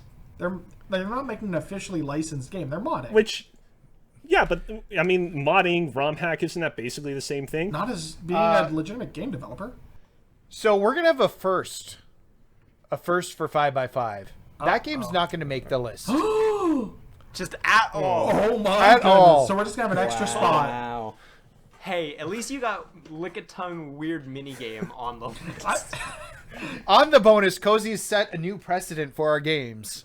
Way to Or go, for our Cozy. list where we can just choose not to include really- a game. I have This really to use is my an executive unconventional privilege. list. So is that line item yeah. in the list just going to be redacted? Because it's not safe. It's not safe for TV. Sure, let's put it redacted at the Now, bottom. I have a question, though. Can Yep. I argue for Nude Punch-Out over one of the other games later on when we get to that segment? No, I'll ban you immediately. Also, Cozy's most loyal Twitch follower, Monarchy, is in the chat right now, and he's agreeing with us that you are a crazy person. It was worth a try. I Wait, appreciate hold on a the sec. I'm effort. reading Monarchy's No, comment. he's agreeing with us I mean, about the he's ROM not- hack thing. I mean, he's not saying that my choice in choosing Nude Punch-Out for this list is wrong. He's just arguing over the semantics of what a ROM hack is. Yes. Okay. I thought what At I no said point was is more he saying, interesting. no, Nude Punch-Out is not admissible. Okay. I just want the record to be clear. AJ, how's the list going? Somebody tried to help me fix it. I was It helping. wasn't me. Yeah. We know I that think much. it's right. Yeah, it Is looks this everything? Are we Yeah. missing a game? I haven't been looking. No, at Mitch it. still No, has to go. because- Mitch still No, has I to go. went. He's got to get his last one in. No, my last your one went last first. AJ's got to go. Oh, AJ's Yeah. got to go. Sorry. I knew I was missing somebody. Yeah, See, it's just going AJ. backwards screwed me up. AJ, It's harder than it give me looks. something good here. Give me something good. I can't promise you that. Are you guys familiar with the national sport of the land of Spira? The land Oh, of no. what? Where Oh, no. players go into a floating Oh, no. sphere of Oh, water okay. I and know what try we're to talking Oh, about. no. I've never played score this. goals by throwing or kicking a blitzball into the goal. I'm bringing Oh. blitzball to the list. It's the mini game at the very start and throughout Final Fantasy X. I think it's in 10-2. I can't remember. I It's didn't not play in it. 10-2, and thankfully Not in it's 10-2. not. Fair enough. It's this mini game that shows up in Final Fantasy X, and it combines real-time and turn-based strategy into this really interesting. It's honestly, in my opinion, it's probably the funnest part of Final Fantasy X. Well, your opinion's wrong. Are you redacting 2 games from the list now? I know how you. I know how you feel about. Yeah, do you Blitzball. remember what he said like 2 weeks ago where he said Blitzball is the worst part of Final Fantasy X? when we were talking about RPGs? Wow. Uh-huh. He just wants to see the world burn. Hell yeah. Blitzball. So it's going to make the list, but it's going to be under Lickitung Weird Minigame Really? because Blitzball is the absolute worst part of Final Fantasy X. It kept me from getting Waka's. Yeah, it was the worst. It was it kept me from getting Waka's final ultimate weapon because it's just that terrible. I have to I play put so 150 much of hours it. into that game, and it's just so terrible. You're welcome. It's a battle to the we just bottom. take 'em? Yeah. Like, can we just take a moment to really just admire? No, because Overwatch This- shouldn't be at the goddamn top. No, this Nathan, this is recap played like it. golf. Recap it the for our most audio non-traditional game. This game is played like golf. You go for the lowest score. Okay, let's move on. Oh my god. Wait, let's recap the Yeah, list. you have to. Yeah, you have to audio recap the listeners. list first. Let's Unfortunately. recap the list. So we've got number 1, Overwatch. Number 2, Rocket League. Number 3, No. The Big Stew. No, No. it's the other. Wait, The Bigs 2 Bigs should is be at supposed number to be- 2. You said Oh, it was sorry, above the Bigs Rocket 2's League. I thought you said you fixed it. Trying to.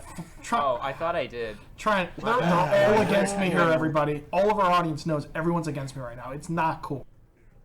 Yeah. Not cool. Okay, so sorry. The Bigs 2 at number 2. Then Rocket League at number 3. Windjammers at number 4. Skate 3 at number 5. Coffin Dodgers at number 6. Wii Sports at number 7. The Simpsons Wrestling at number 8. Super Mario Strikers at number 9. Lickitung and his weird minigame at number 10. Blitzball could be a 15 for all I care. It's never going to go any higher than that. And a redacted one that was not added to the list. It was at number 16. 16. How are we feeling on the list so far? I don't like it. I have Overwatch at number 1. That's what I It don't was like. a good argument. I am fighting tooth and nail to keep it there. I hope you guys know this. I will say something. Because I won the last round of 5x5, I definitely did not bring my A game with this list as much as I could have this time. I'm still pretty sad with the state of the list myself. You pulled a PS3 era Sony, is what you did. I mean, Pull I the guess. PS3 error. So is it on to round 2 rebuttals? Yes, let's do round 2 rebuttals. And we're going to switch up the order again, because I feel bad for Cozy, because he's just... I feel bad for him now. So, Cozy, you get to do rebuttals. We should explain what happens. Okay. As well. I'm a bad host. Let's do that. It's all right. no worries. It's your first time. Yes, this is my first time doing the 5x5. Rebuttal, so essentially everybody's going to get a chance to argue why their game should be above somebody else's game. And we'll switch the spots on the list. And I think there could be quite a bit of movement, because I see this list being very fluid. So we're going with, they're going to switch spots. They're not just going to take the spot and bump it down one. They're gonna switch spots. Switch They're gonna spots. That's how we switch spots. normally Each do host it, does yeah. it differently. No, I usually do it where it bumps everything else down, but you can do it however you want. Oh, I'm gonna okay. switch the Also, spots. Your You're gonna switch them? Mitch. Yeah, it's a Oh. very good face, Yeah. Mitch. It is what it is. The internet is on fire So is because everyone's AJ's. at home. Cozy, I'm going to let you go first. Can you let somebody else go first, just so I can fully form an argument that I'm currently trying to form? All right. All right. Or that's not a if problem. you say no, that's fine. If you say no, that's no. fine. No, that's fine. We'll let you go. I want to give you a little more time. Alex. Oh, okay. I like where most of my stuff is. So this is gonna be this. I think I'm gonna try to go for Skate 3. Though I understand, and I'm gonna try to get it to go. Let's just say, because it doesn't matter score-wise, let's just have it go up 1, just to number 4 to replace Windjammers. Okay. And why? so I would just say that Skate 3, I mean, myself, how many people are looking for another Windjammers? I mean, there might be some, but I don't think it's as in demand as Skate. I think Skate, there's a new game coming out on the Switch that is trying to be a spiritual successor to Skate because Skate was so huge. And I understand that there might have been another skating franchise that you might have appreciated a bit more, but you can't deny what Skate did and how it decided to take those mechanics of skateboarding and try to make it a little bit more dynamic in its sort of realistic take of it. And also just let's just talk about the ragdoll physics again. The ragdoll physics are amazing in that game. Watching your character flop around and have broken bones is always going to be funny. All right. Okay. AJ, what's your rebuttal to Alex's argument here? This is a list of unconventional sports games, non-traditional sports games. Skate has 2 prior sequels. Windjammers is the only one. You can't get much more non-traditional than being the only one because it's the best. Okay. I like both arguments. I'm going to side with AJ. The list is going to stay as it is. Fair enough. Literally nothing would have changed Yeah. if it went up. So Nothing it of didn't value matter. was lost. All right. Cozy, you ready, or do you want me to go? I'm ready. You're ready? Okay. I Yeah. wanted to give you the chance to go. All right. Let's go. All right, I'm going to argue for the Lick-Tongue minigame from the first Pokemon Stadium being at number 1 spot in place of Overwatch. Please Let's let hear this happen this. because I can beat that. Three minigame. reasons. Okay. Number 1, Overwatch, I'm pretty sure it has music. I have not heard anyone praise the game's music in ever. whereas the Lickitung minigame has a great Japanese-inspired soundtrack playing over it. 2, Overwatch is constantly dealing with all sorts of balance issues. New heroes are introduced, and everyone complains, it's upsetting the minigame, Roadhog's too powerful. In the Lickitung minigame, everyone's playing as a Lickitung that has the exact same power, so you have no balance issues. And number 3, the Lickitung minigame teaches you simple mathematics by showing how much money you're spending on the sushi dishes you're eating. I cannot tell whether or not your Overwatch is teaching you anything at all, other than, hey, there's a bunch of people in this fantasy world and they're doing shit. Wow. Wow. Wow. I have nothing to say, other than he stole my argument. So, Alex, you now need to rebut that. Okay, the first point is very easy. The Overwatch theme is really iconic. The Overwatch theme is really really? iconic. The way Yeah, I can hear it right now as he said that. It's very like, highly it's- praised. Blizzard does great music. Yeah, it's real good. Every time they do one of the cinematic trailers and they show the title of the But game and has hold the on a theme second. behind it. Is the Overwatch theme playing while you play Overwatch? Yeah, it is. When you're in like the menus and stuff, it is. Is it playing, though, in the matches themselves, though? There's I a score guess- in the game. Yeah, there are. is a There score. is. music. It's not the theme specifically. It's kind of map dependent on. Think of it I like the don't know different about route that. music. I in don't know Pokemon. about that. It's the map. It's whatever map you're playing. The sort of theme of the map is playing. But like But the is it- Overwatch. Go ahead. Is it go. as iconic as the track that plays over the Lickitung minigame? I can say without a doubt that any track in Overwatch is more iconic than the track in the Lickitung. I don't know about that. Okay, I've let this one play out longer than I Thank normally you. would because it Can I had just to. quickly rebuttal the other 2 points? Sure, give me your quick rebuttals. Okay, so with the Overwatch doesn't teach you anything. If you want to choose to, because it's like a sport and you have to dedicate yourself really highly to it, you can learn a whole lot. You can learn about different metas and you can learn about all the But different. are those skills all the, skills that you can take and apply to real life afterwards? can you apply can- the Lickitung game to real life? Yes, It's a game you of can take the dexterity. mathematics. You can take the mathematics that you learn of all the food items that you're purchasing, and you can apply that to when you go out and you buy food in real life. You can apply the Twitch reflexes and problem solving skills that you need to be able to be good at Overwatch in real life to any situation. Okay. All right, name a situation. Can we move on from You this, need please? you need to figure. Okay, we're done. Thank Problem you. solving Hold on a skills. It's second. universal. Hold on. Alex did not rebuttal the balance issue question. Oh well, the balance issue is that it's an online game, so it's always going to be kind of fluid. And yeah, there's going to be some problems with the meta, but you know what? Like I think that's why you have a dedicated developer like Blizzard who's going to constantly try to do their best to fix it. And the fact that there is those balance issues means that the game is constantly changing, and means it's going to be something new every time you log on and play it. Okay. The Lickitung minigame it's not- never it's changed not- because it it's never not needed perfect, to but change. it's still pretty good. All right. Cozy, I The just want to chat's on say, my side. I know it is. Mom and Dad are fighting, and no one's mentioned anything about what you've been arguing about. Just I so you want to know. say that I admire the gusto that you brought to the table to try and get that to number 1. I may have gone for a slightly lesser game and moved it. I can't move it to the number 1 spot on the list. I just can't do it, and I appreciate the effort that you put forth. I just want to make that very clear. If it was, say if like Overwatch was at like number 5, would it have swapped? I don't know because we're not in that situation. Let's This is a move hypothetical on. world. We don't live in that world. Fair enough. Let's- Fair enough. Let's move on. AJ. I think as fun as Rocket League is, I think Oh God. Super Mario Strikers is ultimately just a better soccer game in its non-traditional aspects. The Mario power-ups, the characters you get to choose from,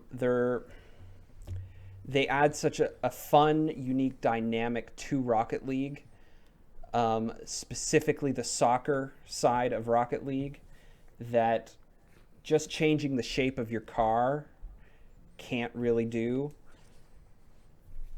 I'm specifically arguing for the main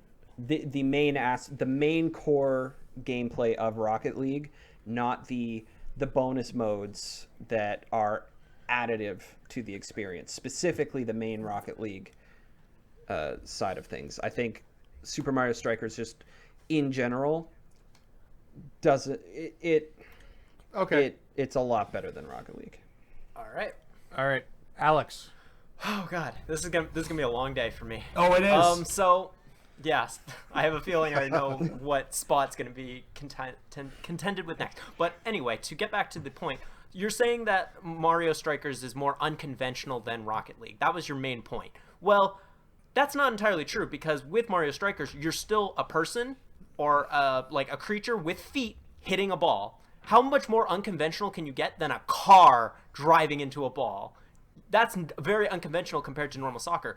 All the power-ups and stuff, all the power-ups and everything aside, it's still soccer fundamentally, where Rocket League is way more unconventional because you have a giant-ass car, or it's not actually that giant, it's a small-ass car because it's supposed to be like a miniature, but you're hitting a soccer ball, and that's way more unconventional. And just, I think the game, and like with boosts and stuff, like you still get those power-up options like with boosts and jump packs and everything. And so, you know what? I think just Rocket League is way more unconventional. Okay. I've heard both of you. I'm going to deliberate. I'm deliberating. Deliberation You're is the completed. master deliberator. I'm a master deliberator. Yep. Rocket League is going to stay where it is. Something's got to give here. Something's got to move. Yeah, Mitch. That's This is not your true. turn. Yeah, and this is where This it's is your going to be. turn, Mitch. Wii Sports is a better game than Overwatch. Wii Sports. Now you need to explain why it's a better game. I have two arguments. Wii Sports promotes 'cause you- healthy behavior, getting up, and physical activity.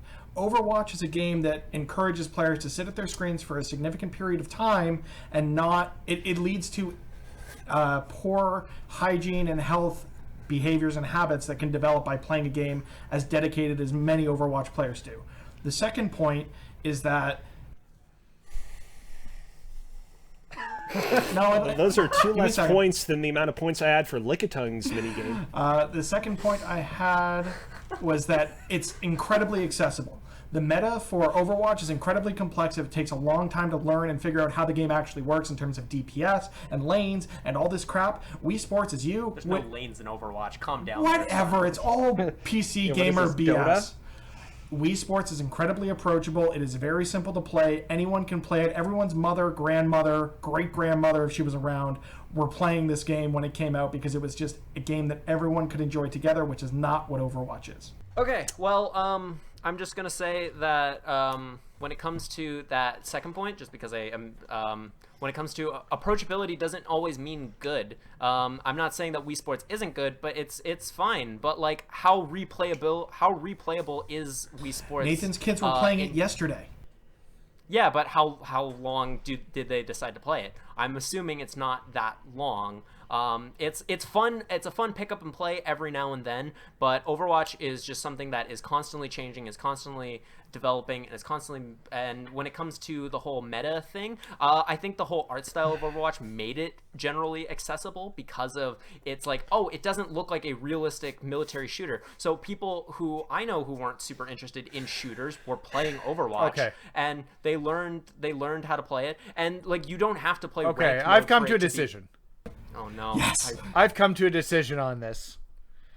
I do agree with your point about Overwatch being accessible with the vignettes, and my kids actually do enjoy watching those. But do they play the game? But they can't play the game. And the problem is, in your argument here, you assumed my kids only played a little bit of it. They actually played it for hours. Okay, and but hours. but okay, they played it for hours today. Did they? How long was it since they played it? They've never played it before, and they immediately hooked them, and they couldn't stop playing. Also, one of them is a sports game, and the how other one is long an is- esports game. They're two different things. So, Yeah, I'm but playing the real sports is more enjoyable. We're gonna switch these. Hell Sports is yeah! gonna take number one. Fuck. Where it should have been to start, Ah. baby. Let's And go. Overwatch Saying is gonna it's a drop better to game. number What 7. game got Game of the Year in 2016? Drop Fs What in the game chat did not for get Overwatch. What game did not get Game of the Year in 2006? Or was it 2005 when it came out? Either way, it didn't get Game of the Year. Doesn't matter what game of the year. We're not arguing best game. We're arguing Yeah, best. but you said it was a better game though. It is a better game. I would rather not, play Wii though. Sports than Overwatch. It's Me subjective. too. So but- I'm going to be honest. me too, I but that's don't. because I spent hours in Overwatch where Monarchy I in the didn't chat. spend- 2006. I spent It was 2006. 2006. Okay, that's what We should I wasn't also sure. try to mellow down. Okay. I have neighbors. No, I cannot. I wanted Overwatch to be number 1. This is a very I wanna- heated list. Woo! I also want And you made me go first, so I can't try to get it Nope. back. And I'm so glad he did. You bastard. All right. So, I don't think we need to recap because there was very little change there, except now we've shifted Wii Sports to the number 1 spot, and then now Overwatch is down at number 7. So let's now move on to my picks, which you guys get to randomly pick based on a number scheme that I've created. And where'd my list go of them? It was on a different sheet. Okay. So I've got a few different categories here for you guys to pick from because I wanted to try and make it as fair as possible in case you guys weren't familiar with the genre of unconventional sports. So I'm going to give you your categories right now that you can choose from, and then I'll give you a number to pick in those categories. Number 1 is Make You Bleed games. Number 2 is Okay. I'm Faster Than You games. Gotta go fast. Number 3 is Extreme Sports games. Number 4 is Odd Takes on Major Sports. And number 5 is Okay. Different Sports. So these very descriptive ones. You guys can pick a number. Tell me which category, and I'll tell you how many numbers you can pick between. So I'm going to go with, because Alex lost his position there, Alex can go first this time again. Oh my god, I've been talking so much. Okay, It's not that easy, is it? I'm gonna choose... You make it look easy, Mitch. I appreciate the I'm gonna compliment. choose the take on a traditional sport. Was one of the ones? Yep. I think I'm not saying Odd Takes on Major Sports. That's what it was. Yeah, I'll choose that one. Odd Takes on Major Sports. So you can choose number 1 to number 4. I'm gonna choose 1 and 3. No, you just choose one game. Oh, I thought I got. Oh, okay. It's one game in round 3. I'll choose number 1. Number 1. I believe this one was mentioned in the chat. So you're going to make an argument for why Blitz the League should be on our top 10 unconventional sports games. What is it called? Blitz the League. Blitz the League. It's a great game. Blitz the League. Someone didn't play Blitz the Second. League, chat. Yeah, no. Yeah, look at screenshots and see if you can figure out what it He is. doesn't know what it is, everybody. It literally looks like a normal football game. Okay, I'm seeing one screenshot where there's a guy on the ground and you can press A to beat down. That's not what you do in normal. That's not what you do in normal football. That's so silly. That seems like it'd be a fun game right there. That's a good It's argument. perfectly. Chat got it right. There's perfectly there's normal. different Never there's mind. different weather. There's like snow and there's rain. That doesn't happen in normal football. Actually, I think there's snow and somebody rain does getting happen. there's somebody getting injected with a needle because they have a concussion. Ooh, that's not how you deal with concussions. Chat's okay. wild. Chat's got it right. They're saying boo this man. So I've literally never played. it's a great game. Yeah, when did it come out?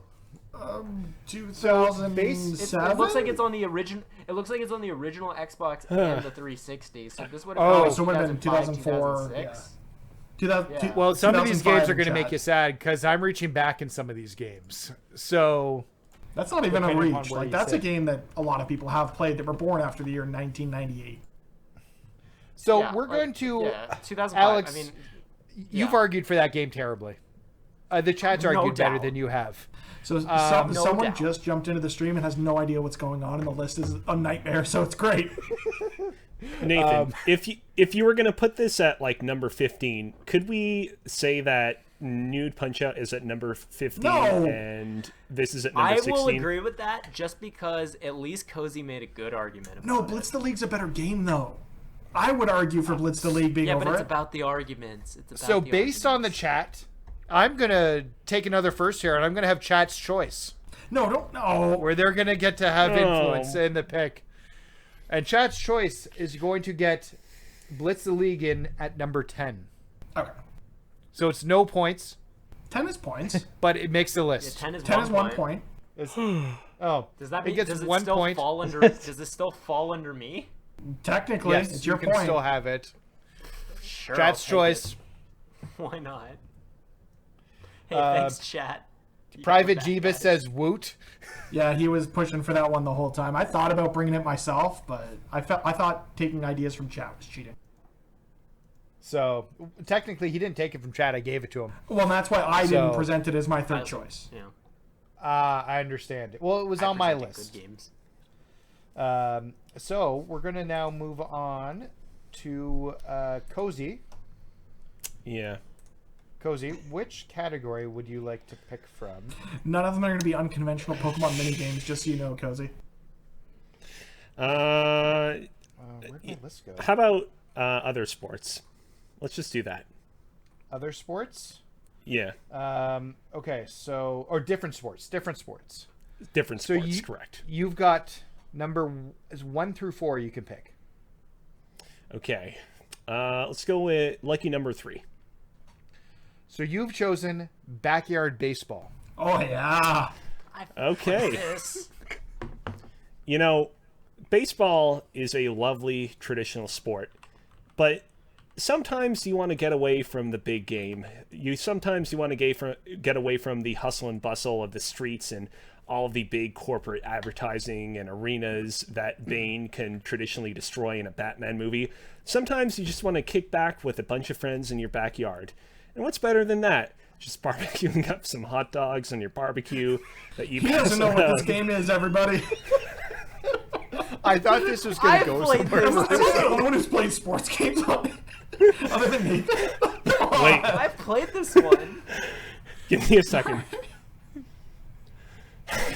You know, He doesn't even take the time to Google it.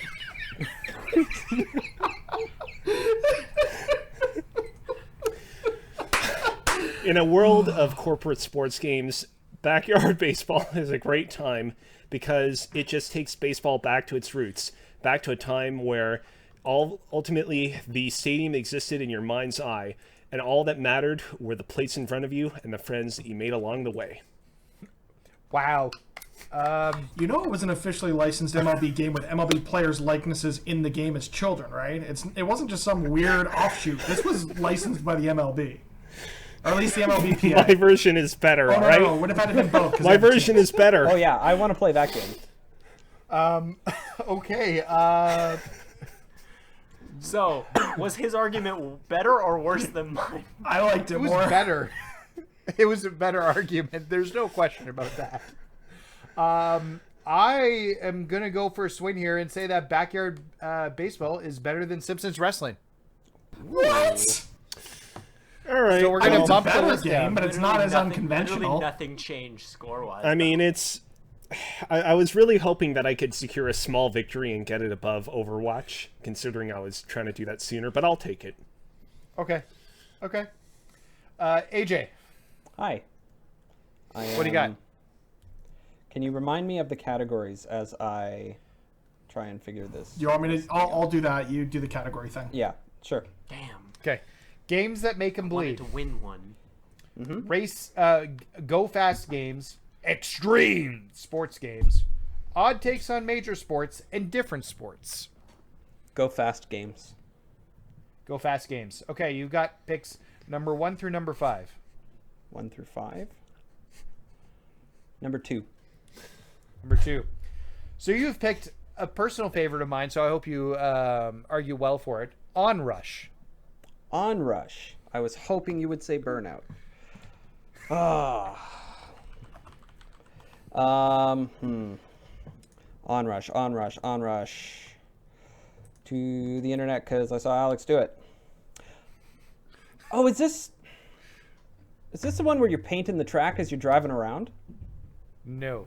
Orange versus blue? No, that's No. called Splatoon, which also would have made a good unconventional. There's a driving sports game that does that. Anyway, yeah, no, this is one that I have not played before, but just looking at it, it actually looks super, super intriguing.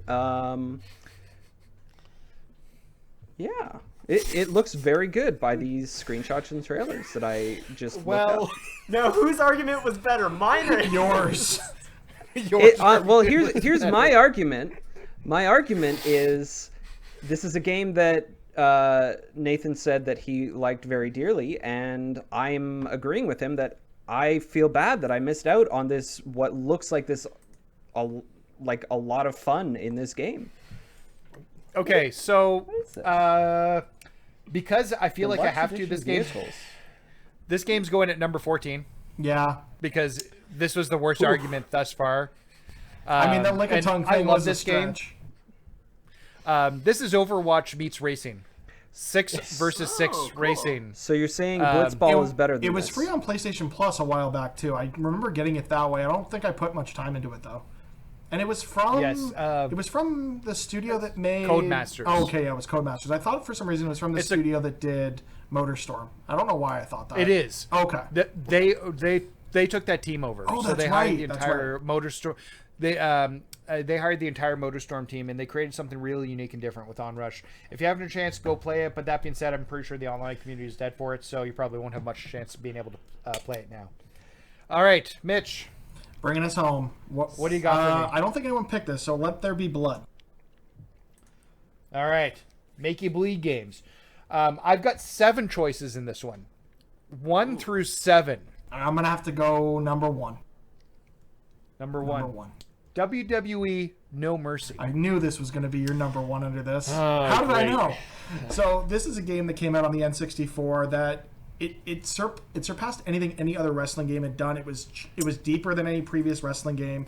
It was far more approachable. People that were not wrestling fans were fans of this game. Character creator was great. The mechanics of it were great. So much so that you have people to this day just begging the WWE to go back to the developer of this game and just make them another version of this. And rumor has it that AEW has been in discussions with the developer of WWF No Mercy. So if that AEW game comes to be, it may supplant the WWE 2K games, because we saw 2K20 be an absolute train wreck. We've seen the announcement of WWE 2K Playgrounds or Battlegrounds or whatever the hell they called it not hitting with most. If that developer were to come back and develop another wrestling game, it would be the greatest wrestling game we've seen since WWF, No Mercy, and that just shows you the pedigree that this game has. Okay. You literally didn't have to try and you still would have won. Yeah, I know. Why did you put that much effort? Because I actually care about this game. God damn it! I already knew I won. Now, are there any hot dogs that you can eat in this game? Nathan, Can you it's kick to it back with you. your Please wrap friends in a this up. backyard? We got to wrap this up. So, Mitch, I appreciate your argument, but it was just pointed out, and I didn't realize my bias that I actually put that at number 1 because it was the first game that came to my head, Yeah. and I think Alex pointed that out. And for that bias on my end, But we're going to put it, because I want to be fair, above Coffin Dodgers. I'll take that. You still would have. You still won no matter. No, I what, knew that, but so- at least it's above Coffin Dodgers.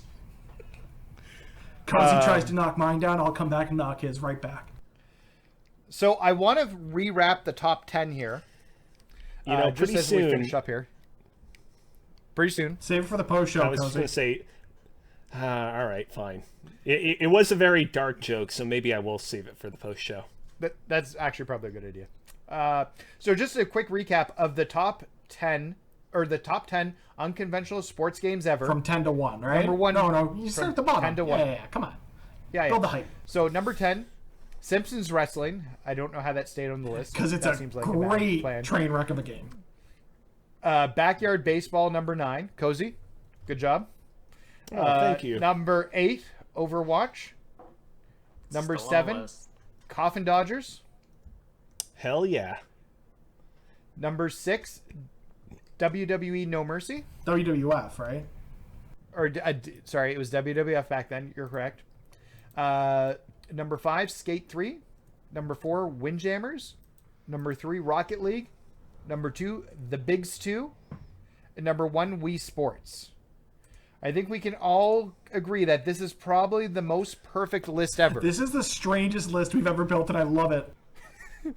I mean, I think we can all agree that Nude Punch-Out got shafted pretty significantly, but, you know.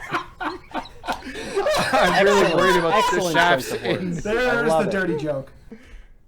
Okay. We're going to wrap the show up because we've just hit the 2-hour mark. This is 2 hours. so of Yeah, gold. wrap it up. Don't let it be nude. Yep. Next week, we're going to have a surprise topic. Unless we decided, did we decide? Are we going to do the thing I suggested, or are we going to take the one from chat? One from chat was so it's another going to be a surprise topic. worst NPC. What was the chat saying? It was another 5x5. So we're going to try a new format of a game with the worst video game NPCs of all time. And that new format will be a surprise next week. Okay. So we're going to try that next week. We're going to do a social plug. Mitch, plug our socials. Twitch.tv/Press YYZ is where you can find this show recording every week, Wednesdays at 8 Eastern, as well as gameplay from a few of the hosts. Twitter.com/Press YYZ. You can get updates on the show, when it comes out, where it is, all that stuff. My personal stuff is on all the platforms, Twitter, Instagram mostly, at Mr. Mitch Drew. Cozy, go ahead. If you want to learn more about nude ROM hacks, follow Cozy at Alex Kozina. You can also tune into twitch.tv/CozyBearLive to watch me play games that are not ROM hacks of Punch-Out, but that are equally as good. Are you going to play that ROM hack? I hope not. That would get you a play banned that on ROM hack? Twitch. Legitimately, to get serious for a second, I'm pretty sure it would violate Twitch's terms of service, even though the nudity is heavily pixelated, so probably not on stream. Okay. Probably not on Cozy stream. streams after dark. On Okay. Mixer. Alex. Twitter, blatantly_Alex. Instagram, blatantly Alex. YouTube, I had it wrong last week. It's blatantly Alex. And then finally, AJ. You can find me all over the internet at Times Hero, capital T, capital H. Nathan, you? All right. Yeah, you can follow me at _NMAC on Twitter. Follow me there for pictures of Animal Crossing when I post them and new reviews when I have new reviews up. Nothing to talk about. Oh, no. Check out my review for La Mulana for the Switch. I got a chance to play that and do that very hard, fun Metroidvania game. On that note, thanks for playing, guys.